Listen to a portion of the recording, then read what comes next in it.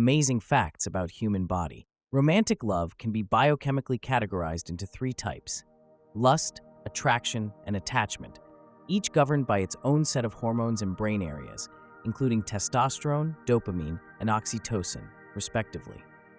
Symbolic interactionism is a psychological theory that posits people act based on the meanings they ascribe to things, including romantic gestures, where something as simple as a touch or look can take on profound significance. Psychologists have determined that a concept known as environmental spoiling occurs when a negative environment or mood impacts someone's overall experience of an event, including potentially dampening a romantic or sexual mood. The peak-end rule, a psychological principle stated by Daniel Kahneman, suggests that people judge an experience largely based on how they felt at its peak and at its end, rather than the total sum or average of every moment.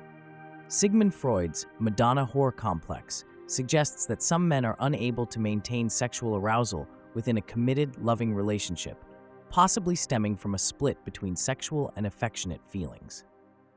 Paraphilic disorders, according to clinical psychology, involve sexual interests in objects, situations, or individuals that are highly atypical, encompassing a wide range of behaviors, some of which can lead to distress or impairment. Human flirtation often involves nonverbal cues, such as physical proximity and touch, as well as verbal teasing or compliments, allowing individuals to express interest without definite statements. The elaboration likelihood model of persuasion suggests that people process persuasive information through two routes: central, deep, meaningful processing, or peripheral, superficial cues, which can apply to how we receive romantic advances. In a concept known as emotion work, people manage their own feelings to fulfill the emotional requirements of a relationship, which can be mentally exhausting, but is considered essential for relationship maintenance.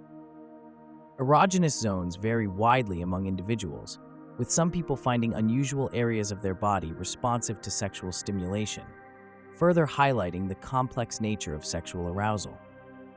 The honeymoon phase of relationships, characterized by high passion and infatuation, can be so intoxicating because of the brain chemicals and hormones at play, such as dopamine, serotonin, and adrenaline. According to the exotic becomes erotic theory, individuals become erotically attracted to the unfamiliar, or exotic, which adds a layer of intrigue and mystery to the attraction. If a man is attentive during a sexual encounter by engaging in proper foreplay, focusing on her sensitive zones, and prioritizing the woman's experience, it greatly enhances the likelihood of her reaching orgasm every time. Sexual desire and the desire for emotional intimacy often overlap, but can also exist independently of one another, as shown in different attachments or types of relationships, such as friends with benefits or platonic friendships.